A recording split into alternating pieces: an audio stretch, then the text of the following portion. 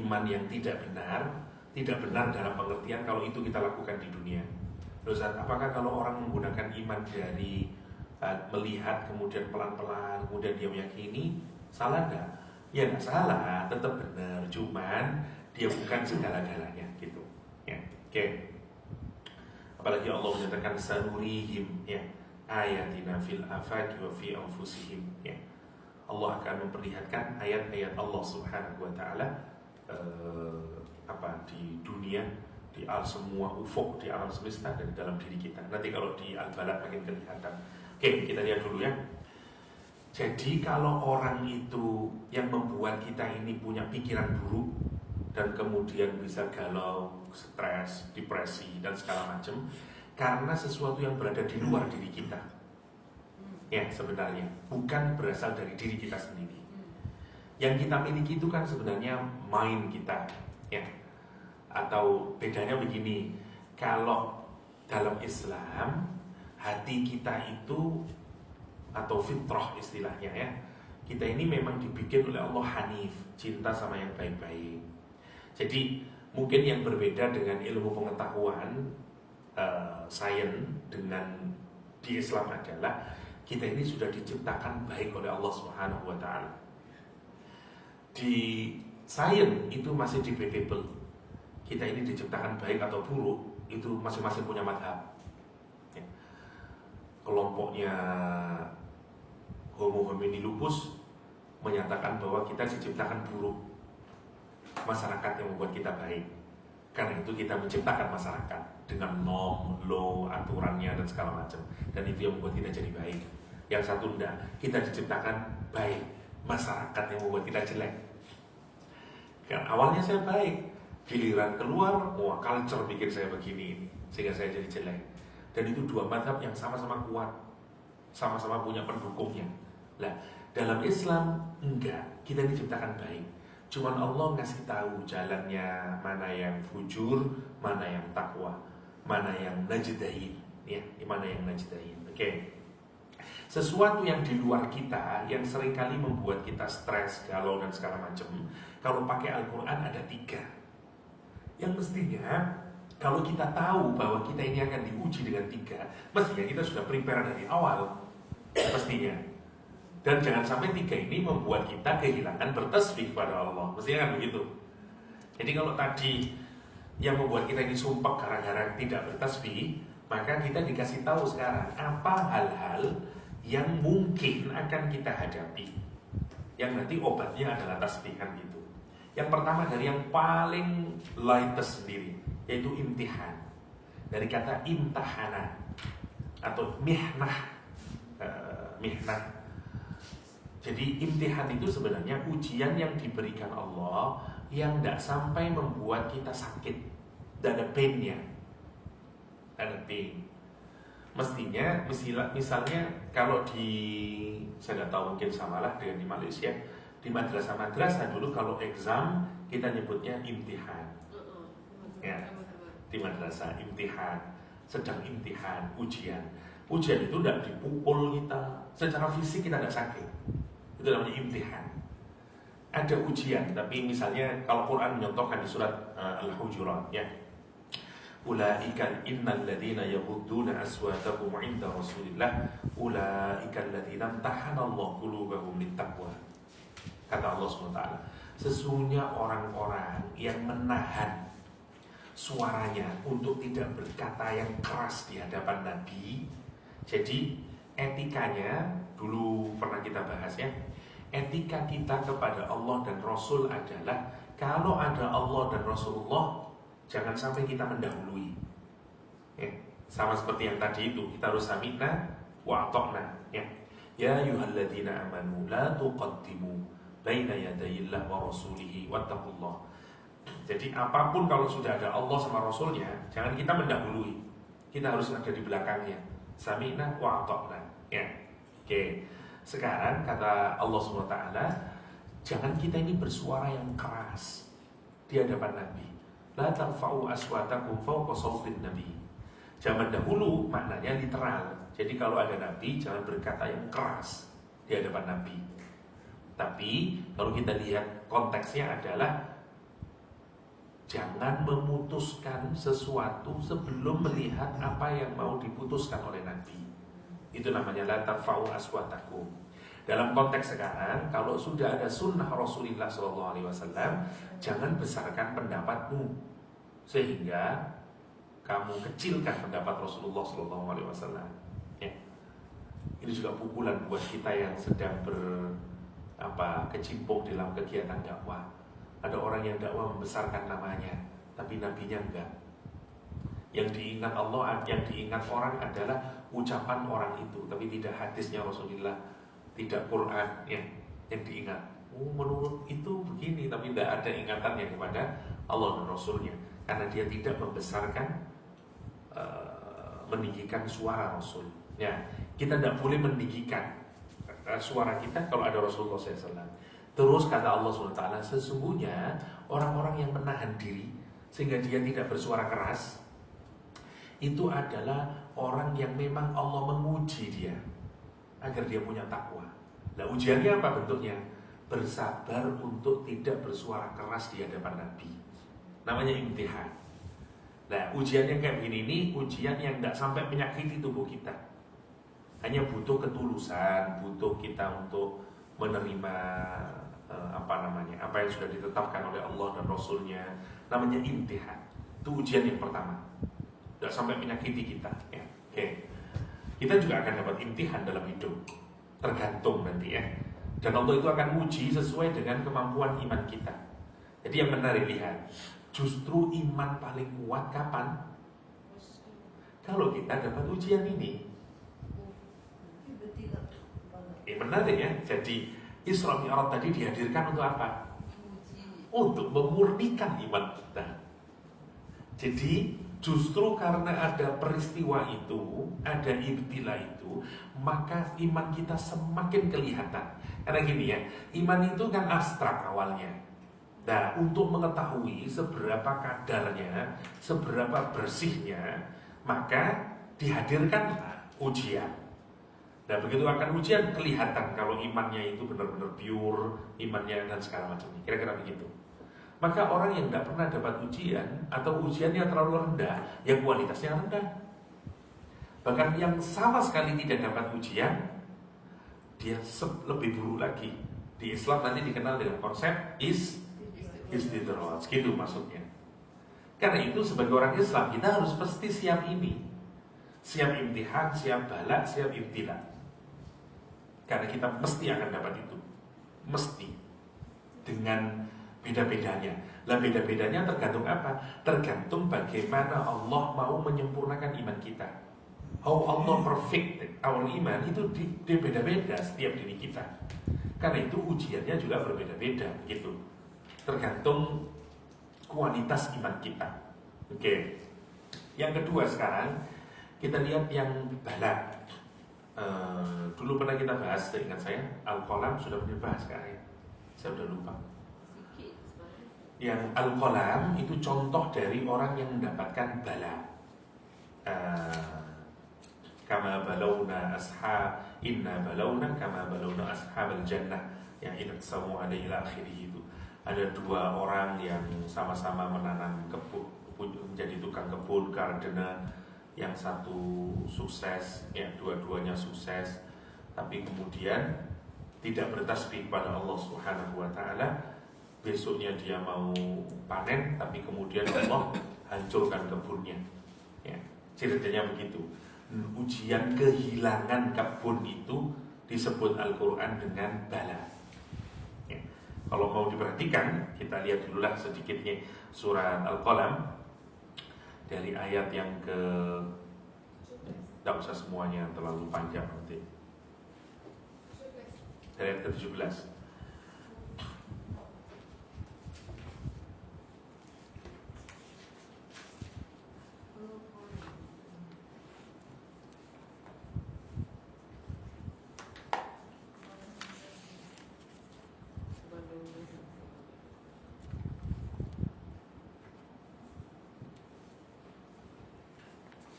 Oke.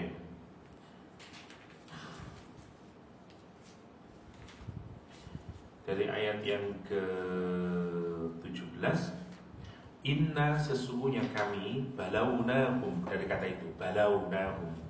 Jadi bala ya, ini ujian yang pertengahan. Ini sudah ada sakitnya, tapi nanti ada yang jauh lebih sakit lagi, namanya ibtila. Jadi dari yang tidak ada sakitnya secara fisik, sekarang ada sakitnya, namanya bala. Kata Allah SWT, sesungguhnya kami menguji mereka kama balauna, sebagaimana kami menguji ashabal jannah, orang-orang yang memiliki kebun atau di garden. Kenapa Allah, siapa yang diuji oleh Allah? Orang-orang Quraisy saat itu ya, orang-orang Quraisy, karena dia memusuhi Nabi Muhammad SAW. Nikmat sudah diberikan oleh Allah SWT kepada orang Quraisy. Jangankan mereka Quran turun di negerinya mereka, Nabi Muhammad ada di tempatnya mereka. 13 tahun mereka bersama Rasulullah SAW. Nikmat yang mana lagi itu? Dan dengan semua kenikmatan itu mereka tidak bersyukur. Makanya kemudian Allah menguji orang-orang Quraisy. Nanti katanya setelah Nabi hijrah, Mekah mengalami masa kekeringan sehingga mereka susah untuk makan. Ya, sebagai menyatakan makan bulu-bulu, makan rumput, darah yang dilakukan oleh orang-orang Quraisy setelah Rasulullah hijrah. Oke. Nah, peristiwa Allah akan menguji itu sebenarnya sudah diungkapkan semenjak ujian itu belum datang, yaitu di surat Al-Qalam. Inna balawnahum kama balawna ashabal jannah. Ujiannya seperti ujian kepada gardener. In aqsamu, ketika mereka bersumpah, la yuslimunnaha muslihin, kami pasti besok pagi akan panen. Jadi mereka ini kejadiannya katanya orang Yaman ya. Jadi ada orang yang super kaya raya dan soleh, tinggal di daerah miskin, penuh anak yatim, penuh orang-orang fuqara masakin. Bapaknya sangat baik. Dia kalau panen selalu membagi bagian kepada, jadi dia panen ngambil untuk keluarganya, sudah cukup untuk 1 tahun, sisanya dia berikan kepada du'afa, faqara dan masakin gitu.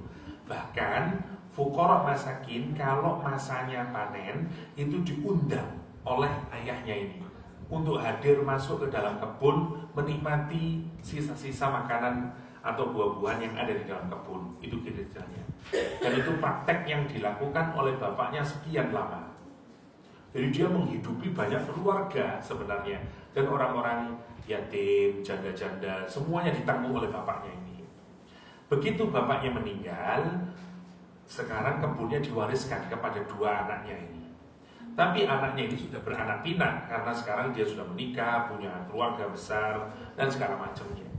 Argumentasinya dia adalah, bapak dulu bisa melakukan kebaikan karena masih punya kami-kami yang kecil-kecil.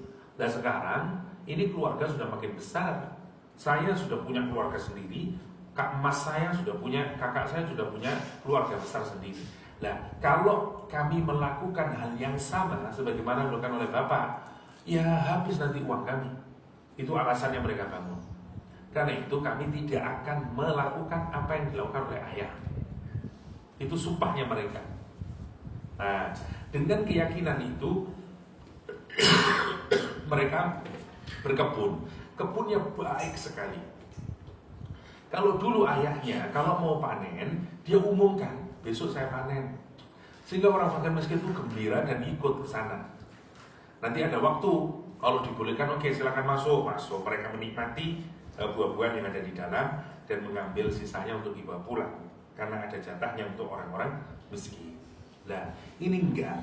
Begitu dia mau panen, dia bilang in aqsamu, mereka berdua bersumpah, maksudnya hakul yakin besok dia akan panen, itu maksudnya in aqsamu itu. Ketika keduanya bersumpah, la yasrimunna, besok pagi kita akan panen.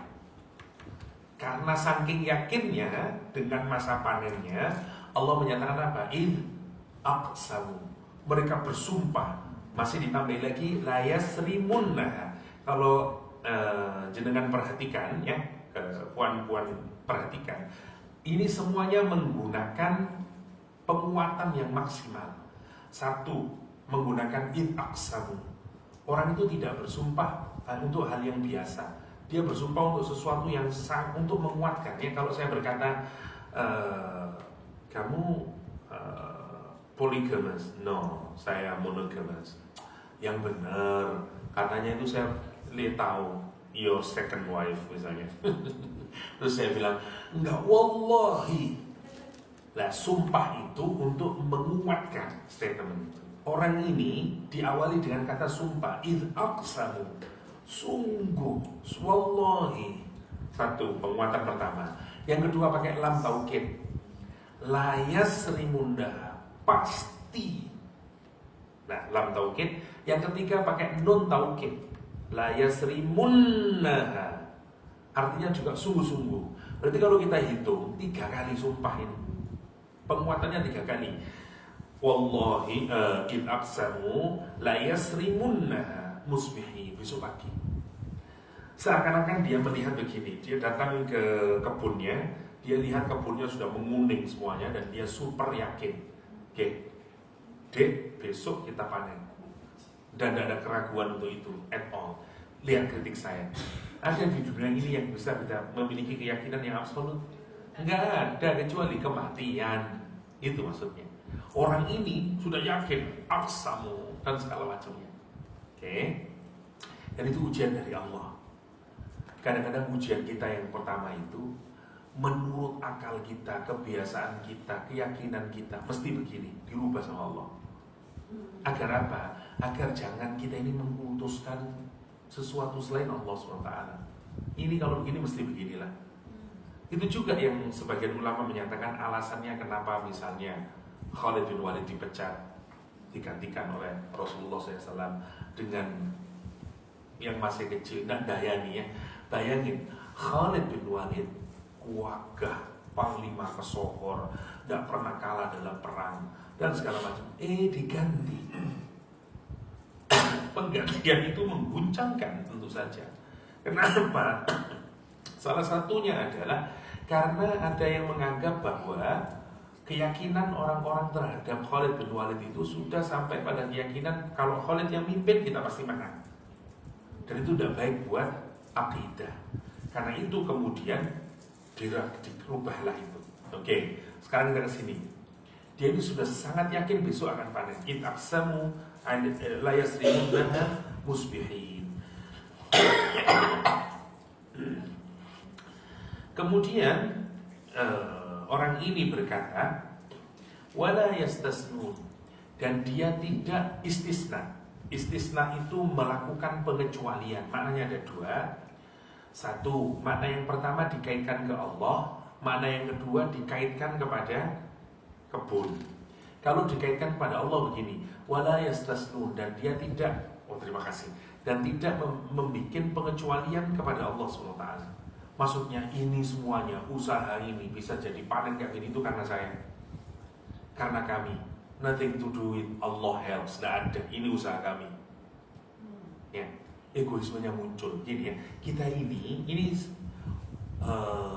lihat, bibit awal penyakit itu justru karena orang lepas dari Allah SWT.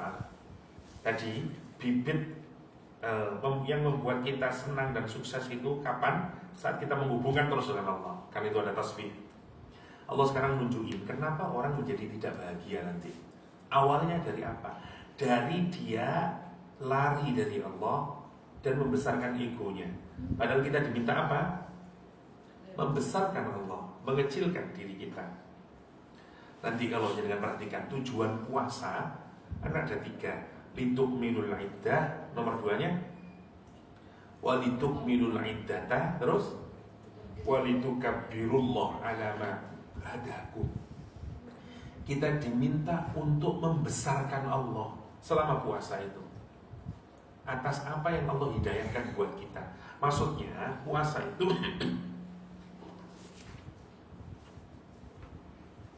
itu harus menjadi cara kita untuk membesarkan Allah dan mengecilkan diri kita. Konkretnya begini, puasa itu kan sebenarnya latihan untuk memilih Allah atas desakan diri kita sendiri, keinginan kita sendiri. Kan benar itu. Kita maunya makan, tapi kita tidak mau makan. Padahal lapar. Kita maunya minum, tapi kita tidak mau minum. Kita maunya gossiping, tapi nggak mau gossiping. Kita mau backbiting, tapi tidak mau backbiting. Karena tidak Allah, tidak boleh sama Allah, tidak boleh sama Allah. Menarik, tidak ada training semacam itu di luar Ramadan. Dan kalaupun kita sedang bertentangan, seringkali siapa yang menang?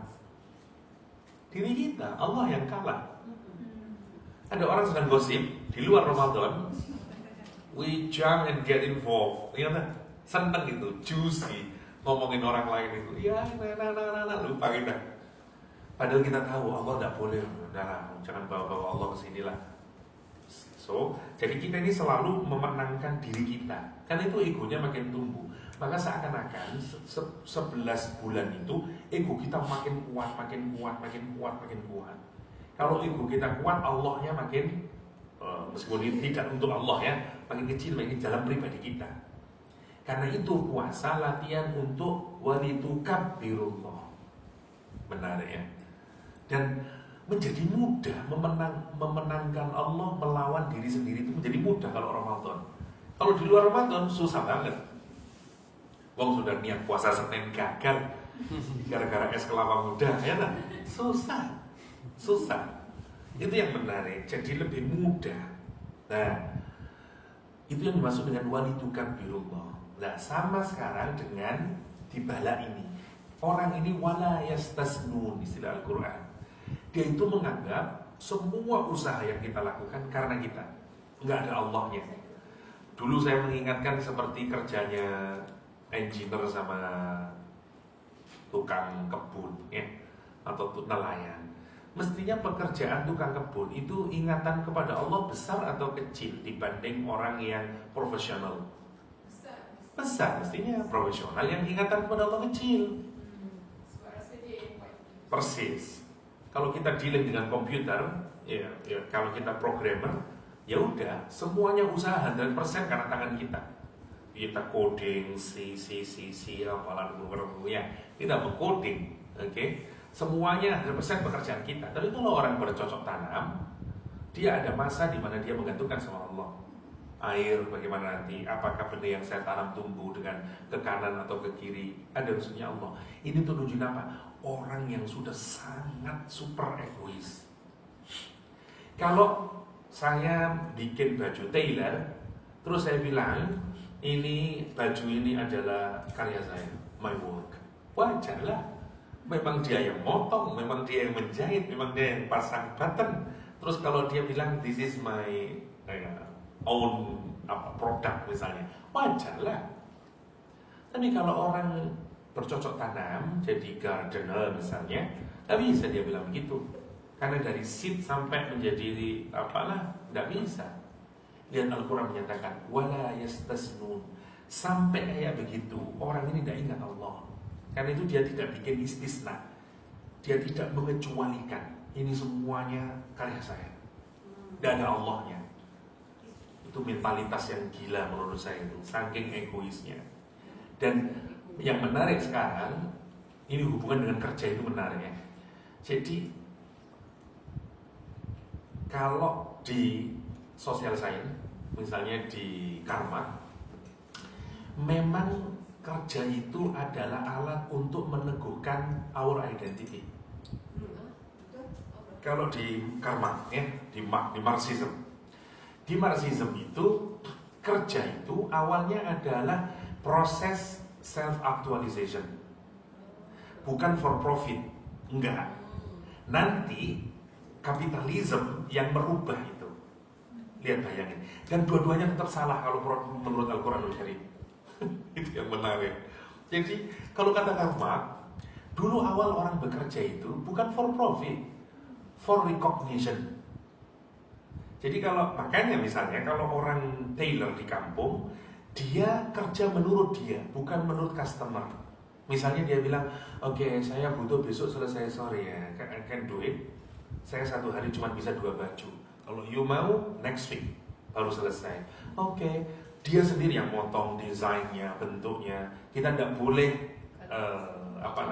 terlalu masuk. Kalau dia jahit sendirilah. Nggak mau dia. Dan begitu selesai, baik, terus dipakai, orang senang, waduh apa Pak, dan semua orang ingat itu karyanya itu. Sama lah, kalau puan-puan bikin cake, mana yang lebih disenangi? Apresiasinya atau uang yang didapatin? Apresiasi.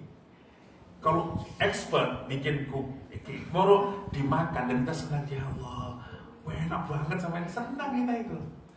Jadi duit itu second awalnya, katanya Mark di masa komunis awal dulu, waktu kita awal hidup. Nah, pelan-pelan masuklah industrialisasi.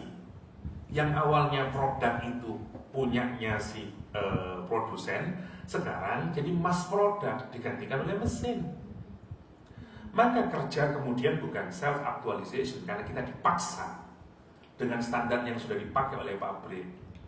Kalau dulu saya jadi tailor, di sini saya tulisi Yahya, di sini saya tulisi Yahya. Maka begitu orang pakai baju, that's my identity. Semua orang menyatakan ini bajunya oke. Dan itu menggembirakan, katanya Karma. Justru kerja itu fungsinya untuk mencapai happiness. Itu yang menarik. Kenapa? Karena you self-actualization. Maslow bicara demikian. Salah satu puncak dari kebahagiaan adalah kalau kita bisa mengaktualisasikan diri kita. Nanti di Islam nggak begitu. Jauh lebih dalam lagi kalau di Islam. Bukan aktualisasi diri yang penting kalau di Islam itu. Pengabdian kita sama Allah. Itu yang menarik. Jadi nilainya digeser kalau di Islam. Ya dirubah. Kita tidak untuk mencari recognition dari orang, tapi dari Allah. Kerja bagian dari ibadah, bukan dari mencari uang, mencari popular recognition dan segala macam. Yang semuanya semu ini. Nanti ujung-ujungnya kalau kita mencari recognition dari orang, sakit. Tetap sakit kita. Once orang tidak ngasih recognition, they're down. One orang pesan roti sama kita, dan gini kok begini ya rasanya, down kita. Itu yang menarik. Karena semuanya masih semu. Tapi menurut saya udah bagus Marxism mikir kayak begitu. Karena dia mau mengembalikan yang dirampas, yang kata Karma disebut dengan alienation. Kalau kita kerja di pabrik, kemudian orang teralienasi. Teralienasi dari produk. Pertamanya dari produknya kita sudah lupa itu, udah ada lagi nama Yahya di sini. Karena kerjaan saya cuma menyambung antara ini sama sini kalau di pabrik. Dan saya tidak bisa, saya tidak boleh masuk pikiran saya dan segala macamnya. Terus selesai di sini ya diganti Adidas, diganti Nike misalnya. Udah ada nama saya di sana. Saya teralienasi dari fellow workers karena tidak boleh bicara, masing-masing berhadapan dengan mesin sendiri-sendiri. Saya teralienasi dari sampai terakhir puncaknya kata Mark, orang teralienasi pada dirinya sendiri. Karena dia tidak tahu, karena ekonomi sekarang menghargaimu hanya seperti mesin. Bos hanya marah, kenapa kamu tidak sampai target? Mestinya satu hari 40. Dia tidak mau tahu you sakit atau apa. Jadi kita hanya menjadi mesin. Makanya itu begitu hari Jumat kita menjadi human being lagi. Kata dia, thank God it's Friday. Kenapa? Karena Senin sampai Jumat you machine. Karena memang kapitalisme membuat orang kehilangan kemanusiaan. Dan kita dipaksa untuk dapat duit itu karena kita mau survive. Dan itu benar kalau kita perhatikan di negara-negara barat sana. Kalau kita perhatikan, orang kehilangan kemanusiaannya dalam pengertian itu tidak ada. Mungkin kalau di kita masyarakatnya masih komunal, ya, masih ada cakap-cakap. Kayaknya di sana yang individualis, pulang ke rumah tidak ketemu siapa lagi, berangkat pagi, pulang sore, ketemu dengan mesin, balik lagi, begitu terus ya. Begitu Jumat dia tenggat. Lihat, karena dia ingin jadi manusia. Apa hal yang pertama dari manusia itu? Love. Karena itu dia lari ke pub, lari ke dan segala macamnya. Dan itu yang digelisahkan oleh Karma. Dia ingin bawa, karena itu mimpi komunisme adalah orang nanti cukup bekerja cuma 4 jam. Sisanya orang bisa berbahagia, rileks dengan keluarganya. Minyak mah. Karena dunia ini dikuasai oleh segelintir kapitalis. Kalau kekayaan dunia ini dibagi merata, kita hanya bekerja 4 jam. Itu mimpinya mah. Dari perspektif itu menarik, oke. Nah, di Islam sekarang perhatikan, kita nggak dikirim ke sana arahnya dalam Islam itu. Kita kerja adalah ibadah, tidak menuntut apresiasi orang. Di Indonesia banyak artis menjadi prostitut, terutama yang sudah tua-tua. Ya, maksud saya yang sudah tidak laku lagi di televisi. Misalnya yang sudah katakanlah 40 years old ke atas. Itu banyak yang jadi prostitut. Kenapa? Karena dia tetap mau direcognize sebagai selebriti, pakaiannya tetap mahal, mobilnya tetap baru, dan segala macam. Karena dia, semua orang menyatakan you an artist, you an artist, you an actor. Dan biayanya untuk hidup sebagai artis mahal. Sementara dia sudah tidak dapat uang. Caranya adalah melacur. Di Indonesia terkenal, kemarin ada artis namanya Vanessa. Vanessa 80 juta terkenal di sana. Karena kalau booking dia untuk 1 hour atau 2 hours, we have to pay 80 million. Dan dia ditangkap di Surabaya. Jadi ternyata ada di Indonesia itu untuk artis-artis itu ada, kalau di Indonesia namanya mucikari, germonya yang mendistribut ya. Ya, apa di sini? Bapak ayam. Oh. Ada bapak ayamnya. Jadi ceritanya dia dari Jakarta ke Surabaya. Jadi yang pesan sudah 80 juta, sudah masuk, berangkatlah gitu. Nah, nanti di bandara ditangkap karena ketahuan sebagai online prostitution di Indonesia. Ramai kemudian, sehingga jadi ramai Vanessa 80 juta terkenal ya. Jadi, dan itu sebenarnya sudah lama kayak begitu ya. Para artis hidup dengan cara begitu itu. Itu yang menarik. Kenapa sebenarnya kalau kita pikirkan recognition? Maknanya sebenarnya manusia cari uang nih, bukan sangat hanya dia takut tak makan. Kan? Karena approval dan Persis. Pada tingkat awal kita nyari duit awalnya. Tapi kalau sudah lama kita tidak nyari duit, nyari popularity, nyari recognition, karena kita senang dianggap orang kaya. Nanti Quran itu menarik melihat bahwa jadi kita ini, pride kita itu merasa honor and luxuries itu kalau dimiliki oleh kita dan kita merasa mulia dan kita senang. Itu yang nanti akramahu wa na'amahu fayaqulu rabbi akraman. Nanti menarik, kita nanti ke Al-Fajr itu ibtilah makin kencang. Dan ujungnya semuanya itu dunia, sesuatu yang berada di luar kita. Kita akan terheran-heran bagaimana wataknya para sahabat Nabi kalau kita lihatnya. Bahwa dignity-nya dia tidak masuk di akal kita. Coba bayangkan Umar bin Khattab sama Abdullah bin Al-Jarrah. Mereka mau mengunjungi satu tempat lah. Umar menjadi Amirul Mukminin. Dia turun ke oasis mau membasuh mukanya dulu. Tapi sandalnya diselempangkan di sini, jadi sepatunya di sini. Dan itu gambar yang kurang layak, appropriate for the president lah. So Abdullah bin Jarrah commented, dia bilang, ya Amirul Mukminin, copotlah sepatu lah, tidak layak lah. Malu dilihat orang-orang, masa presiden sininya sepatu kan enggak. Marah Umar. Umar kata dia, our dignity, kata dia, kita ini orang yang rendah. Islam yang membuat kita mulia. Kita ini orang yang tidak terhormat. Iman yang membuat kita punya kehormatan. Celaka kamu Abdul Mujarrah kalau kamu merasa kehormatan dan harga dirimu karena pakaian dan dunia ini. Kita ini orang yang mulia karena Allah. Loh, ini kan gila ini. Kalau saya baca kayak gini, ya Allah, ada orang yang jiwanya semacam itu. Kuat banget dan ditipu dengan di luar diri kita. Itu yang menarik. Zaman ini kan tidak. Kita ini lemah pribadi kita. Karena kita menjadi mulia karena sesuatu di luar kita. Ganti HP, we feel more beautiful. Itu kan menarik. More significant. Karena gara-gara ganti HP. Gara-gara pakai pakaian baru dan kita lebih more confident. Sebenarnya kan sembuh sebenarnya itu kalau kita pikirkan. Di Islam kita tidak mikirkan begitu. Itu yang menarik.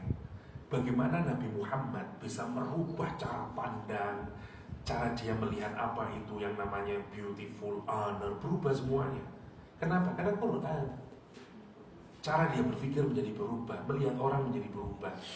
Dan nanti lihat, perhatikan, kalau kita mau mulia, mudah enggak kita menghormati orang yang kaya? Mudah banget. We respect those who have a lot of wealth sama money, gampang respect itu. Respect sama Tun Mahathir gampang karena dia punya jabatan. Respect sama orang yang mobilnya bagus gampang. Lihat resepnya kata Al-Quran. Kalla bal tukrimunal yatim. Obatnya begitu. Kamu tidak respect sama the lower class. Kalau kamu mau jadi orang terhormat, bagaimana? Wong kamu sama orang yatim aja tidak menghormati. Kata Al-Quran Al-Karim. Jadi semuanya dirubah. Kamu gampang menghormat orang kaya. Sekarang coba kamu menghormat orang yang muda. Menarik. Nanti wala tahaduna ala tu'amil miskin. Nanti kita lihat cara Allah merubah persepsi kita dan segala macamnya. Dan nanti kita menghormati manusia sebagai makhluknya Allah.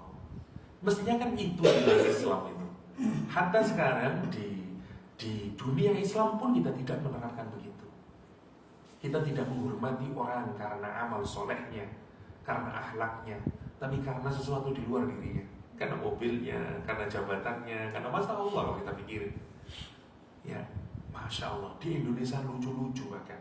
Ada orang yang kaya raya, sudah cukup sebenarnya, tapi masih running for parliament member, for bupati, untuk governor, untuk macam-macam. Nanti kalau gagal sakit ya, ada yang banyak masuk rumah sakit. Biasanya kalau habis sekarang di Indonesia habis general election, ada semuanya. Nanti sekian itu kalau nggak jadi, penuh rumah sakit jiwa kan. Ya kan orang stres. Lucu-lucu. Ada yang sebelum jadi karena untuk dapat vote kasih karpet ke masjid. Jadi masjid dikasih karpet dengan janji dihitung-hitung. Jamaah masjid berapa? Gini-gini. Nanti kalau pilih saya vote for me, oke. Disumbang lah masjid. Gagal dia. Ditarik karpetnya dari masjid. It's true. Jadi di Indonesia itu yang masuk rumah sakit, yang bunuh diri, macam-macam. Apa yang dia kejar sebenarnya? Lucu manusia itu kalau kita pikirkan. Wali kota saya di Malang namanya Aba Anton, ya. Dia pengusaha kaya. Within 1 week dia sudah dapat uang 1 billion di Indonesia. Pengusaha gula Cina, kaya dia. Gula, pengusaha gula. Jadi kalau dia untuk money, ngapain jadi wali kota? Berapa gajinya wali kota? City mayor. Berapa gaji city mayor itu? Nggak banyak. Tapi yang dia inginkan apa? Punya power, recognition, dan segala macam. Itu yang dia cari. Kalau duit sudah terlalu banyak, sekarang di mana dia? Di penjara. Karena korupsi, karena proyek yang apa dan segala macamnya. Saya jadi rendah. Apa yang dia cari? Uang sudah dapat dan segala macamnya. Mestinya kalau kita kan tinggal amal soleh kalau kayak kita itu. Udah cukup, sudah semuanya punya. Ngapain running for city mayor, bikin kepala pusing lah apalah. Ya, mestinya bangunlah mos, bikin pesantren, amal soleh, umroh tiap minggu, selesai. Masya Allah, udah pikirkan. Tapi ada orang yang lain. Kenapa? Purpose-nya itu yang berbeda tadi itu. Itu yang kita menarik. Oke. Itu yang kalau Al-Quran menyatakan wala yastathnun. Yang pertama, dia tidak bikin istisna, egonya besar. Ya, ego itu dikaitkan dengan urusan achievement. Itu yang menarik. Lihat kenapa kalau kita ada achievement, karena itu kita tidak boleh terlalu spoil sama orang itu. Kita harus ngasih recognition, tapi jangan terlalu besar-besarkan. Ya, karena itu justru menjembrapkan. Karena itu lihat, kita juga harus cepat meresponnya dengan kalimat alhamdulillah. Tapi alhamdulillahnya itu benar sadar ke Allah. Kita ini ngomong alhamdulillah tapi tetap egonya besar. Alhamdulillah itu kalau bukan karena saya loh, itu maksudnya yang pertama. Jadi ini penting karena itu penyakit sebenarnya. Kita yang bikin penyakit diri kita sendiri, ya. Oke. Jadi dia Al-Quran wala yastathnun. Yang pertama maknanya kalau dihubungkan sama Allah. Yang kedua wala yastathnun itu dihubungkan sama hartanya. Maksudnya kalau ayahnya dulu dibagi hartanya itu. sekian untuk keluarganya, yang ini untuk fakir miskin. Jadi dia mengecualikan, yang ini sebagian untuk orang miskin. Jadi di tafsir wala yastasnun maknanya dua. Satu, dia menyatakan ini my own achievement, nggak ada Allah di dalamnya. Karena nggak ada Allah, ngapain juga saya ngasih ke fakir miskin sebagaimana yang diajarkan oleh Allah. Itu maksudnya. Itu berbarengan. Kalau kita ini egonya naik, mesti kita tidak bisa sharing sama orang lain. Itu yang benar ya. Kan itu sudah mesti. Orang yang kikir mesti egois. Orang yang tidak kikir mesti dia tidak egois. Itu yang menarik. Kalau kita sadar dari awal bahwa ini rezeki dari Allah, insya Allah mudah berbagi sama orang lain. Karena dan kita tidak menyadari bahwa uang saya habis kalau saya nafkahkan untuk di jalan Allah SWT. Justru itu bagian uang saya akan kekal. Semua prinsipnya berbeda. Kalau kita egois ngasih spending, karena itu nanti Allah bicara spending. Habis gitu. Wala tahadduna ala tu'amil miskin. Kata Al-Quran Karim, indah sekali Al-Quran itu ngoreksi batin kita itu. Dan sekarang tasnunnya itu karena di sini dia tidak menghargai Allah SWT, tidak ada kontribusi Allah kata dia, makanya dia tidak berbagi dengan orang-orang yang menurut Al-Quran mestinya kita berbagi. Nah, tapi kalau di sini kita melibatkan Allah, mesti kita ingat itu. Ya, Masya Allah kalau kita perhatikan itu. Ada banyak orang yang kalau bekerja dia sudah sadar duluan. Di Indonesia ada banyak orang yang bahkan mengiris hati kita. Ya, ada penjual bubur yang haji akhirnya ditulis oleh Ustaz Yusuf Mansur, itu lucu. Jadi dia kalau jual bubur belum laku dia sudah bagi dulu sedekahnya. Jadi dia berangkat orang kecil, dia jual pakai gerobak kecil, tapi dia sudah bagi dulu. Ini nanti kalau habis dapatnya segini, oke. Pagi dia sedekah dulu kan. Belum sebelum jualan ini jatahnya sedekahnya. Terus jalan. Menarik. Orang kaya harus diingatin untuk sedekah. Ya, Masya Allah kalau kita pikirkan itu. Dan dia sukses karena itu. Sukses karena itu. Oke. Itu namanya wala yastasnu. Fatafa 'alaiha ta'ifu min rabbik, dan karena yakin itu enggak ada Allahnya, Allah marah. Sebenarnya kalau kita pikirkan, tapi di sini bukan Allah marah ya. Tapi maksudnya itu yang mengundang. Sekarang kita perhatikan. Coba kita lihat. Kemudian Allah menurunkan kepada kebunnya itu dengan ta'ifun, seperti tawaf. Tawaf itu apa? Kalau kita bergerak melingkar ini seperti kebun. Ini hukumannya, cara Allah menghancurkan, dikirimkan segerombolan yang melingkupi semuanya ini. Jadi ibaratnya ini kebunnya, tidak ada celah yang bisa selamat. Jadi kebunnya ini, azabnya nanti semuanya ini, tidak ada satupun yang luput. Itu namanya ta'ifun min rabbik, dari Tuhannya. Wahum naimun, sementara dia tidur, dia nggak tahu, tapi dia punya full conviction, kata dia besok kita akan panen. Nah, sekarang saya tanya, ini azab atau ujian dari Allah? Tergantung kita melihatnya. Kalau kita melihat kita ini orang beriman, sebenarnya Allah terlalu sayang buat kita, Allah caring sama kita. Kalau itu tidak dihancurkan, apa yang terjadi? Egoisme makin memuncak, ya kan? Dia makin dapat kaya, makin hancur dia, makin tidak ingat Allah. Ujungnya kemana dia? Ke nerakanya Allah Subhanahu Wa Taala. Karena makin kufur dia, makin kufur, makin jauh. Allah sayang, you sudah di puncaknya sekarang, kata Allah. Di puncak dosa yang kamu lakukan, kesalahan yang kamu lakukan. Kalau saya tidak stop sekarang, bahaya kamu. Saya masih sayang sama kamu meskipun kamu gitu. Akhirnya dihancurin sama Allah. Lihat, cara pandangnya bisa berubah. Nah, maka kita bisa melihat, kita tidak bisa menyalahkan Allah kalau kayak gitu, karena Allah terlalu sayang. Dan nanti alhamdulillahnya orang ini menyadari di ujungnya, awalnya. Nah, itu kan makanya kalau kita lihat sebenarnya kalau orang itu yakin, kalau dari awal dia bisa tasbih, apapun masalah dia bisa. Karena itu nanti ada yang saya kirimkan ke KH, nanti ada bahasan orang-orang yang disifati Al-Quran yang menjadi kekasihnya Allah dengan apa? La khaufun alaihim wa la hum yahzanun. Gak ada sedih, gak ada kecewa dalam hidupnya. Kenapa? Karena tadi itu, karena dia tasbih sama Allah, diuji sedih, diuji penderitaan, dia sabar sama Allah, diuji dengan kekayaan, dia syukur sama Allah SWT. Untuk orang yang kayak begini, dunia mau berubah kayak apapun, dia tetap bahagia orangnya. Nah, sebenarnya kan kita ini mau itu dalam hidup sebenarnya, cuman kita keliru mencarinya, kan begitu sebenarnya. Masya Allah kalau kita. Dan itu walinya Allah, kekasihnya Allah. Ala inna awliya Allahi la khaufun alaihim wa la hum yahzanun. Nanti ada satu slide itu yang isinya ayat-ayat yang berkenaan dengan orang-orang yang disifati Allah dengan la khauf wa la hum yahzanun, ya. Oke, kita lanjutin dulu. Fa asbahat kasarim. Pagi itu mereka sudah mau menjadi orang yang pemanen. Fatana atau musbihin. Dan mereka saling memanggil satu sama lain secara keras di pagi hari.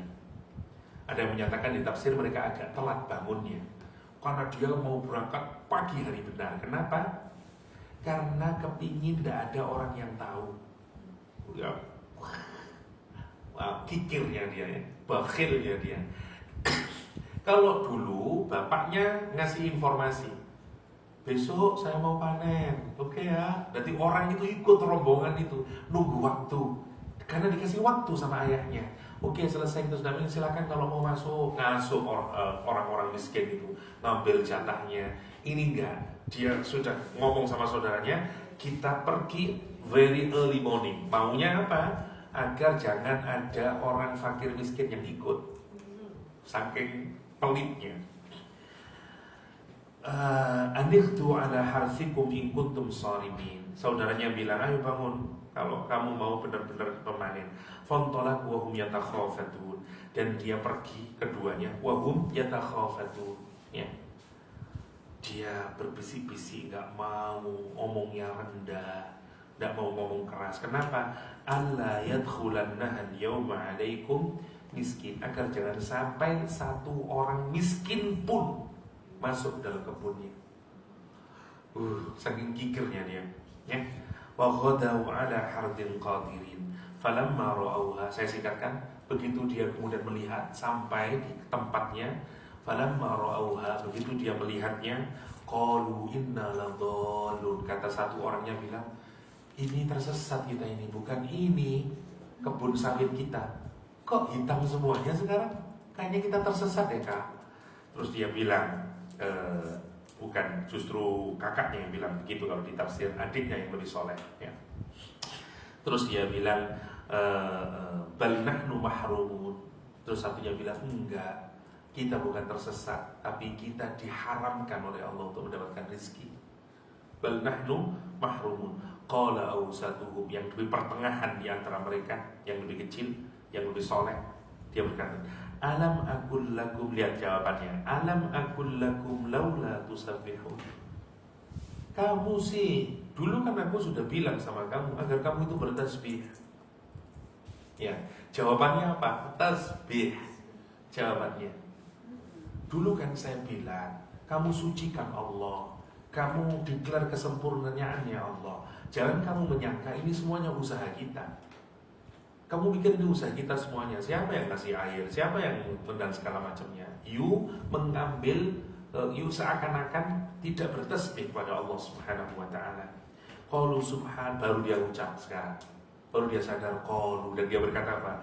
Subhana rabbina inna kunna zalimin.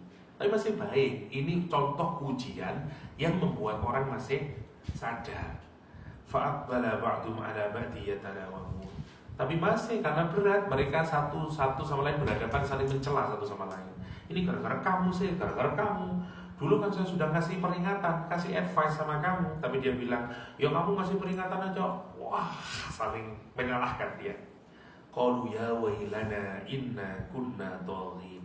Kata dia, aduh, kehancuran buat kita. Inna kunna dhalin. Sesungguhnya kita sudah melampaui batas. Dan nanti ada rumusnya ya. Kapan kita berbuat tagha? Kalau kita tidak grateful. Jadi kalau nanti ada rumusnya, kalau orang itu syukur, ya, kalau orang itu syukur, mesti dia amal soleh, rumusnya. Tapi kalau dia kufur, ya kufur nikmatnya ya, dia kufur nikmat, bukan kufur batinnya, dia tidak menerima syukur dari nikmatnya. Lah ini mesti dia akan melakukan tindakan yang lain.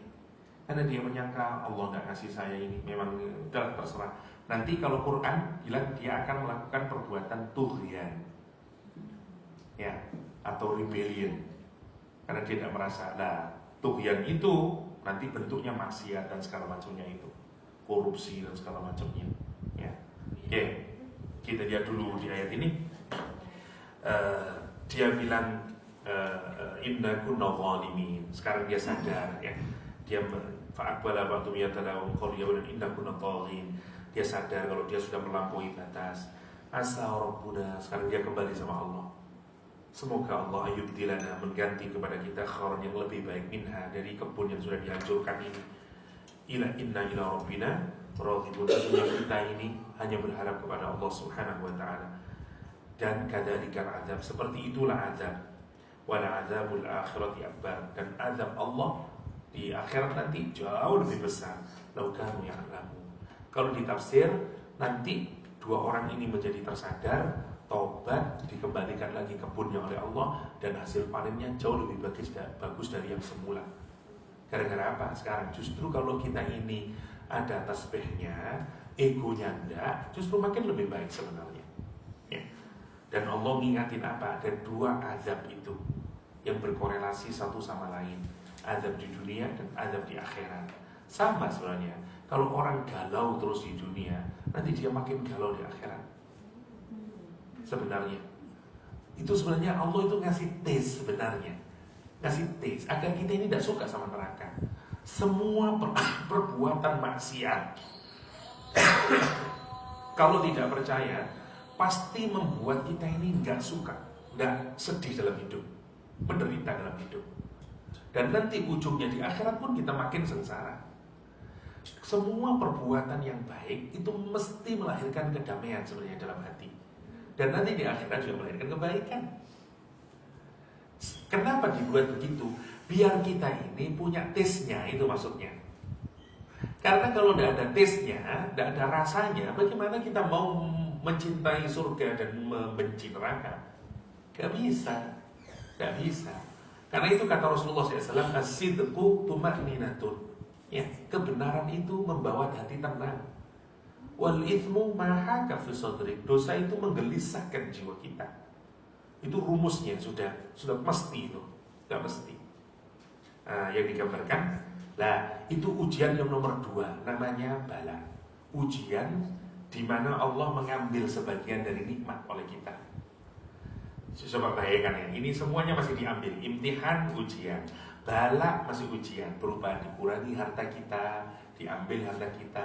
Yang terakhir enggak, dikasih banyak harta justru. Itu yang ibtilah, itu yang berat. Karena kita menganggap itu nikmat, tapi sebenarnya dia itu yang paling berat. Justru yang bala, kehilangan itu bala, masih mudah itu. Justru yang kita tidak sadar yang di sini ini yang banyak orang lupa. Dan seringkali kita lupa di situ. Oh, kalau di sini nanti beda lagi, yang di sini penyakit rohaninya beda. Dia menyangka dekat sama Tuhan. Kalau yang di sini dia merasa egonya yang besar. Semuanya punya penyakit sendiri-sendiri kalau kita perhatikan. Masya Allah, itu yang bahaya. Itu yang bahaya. Ya.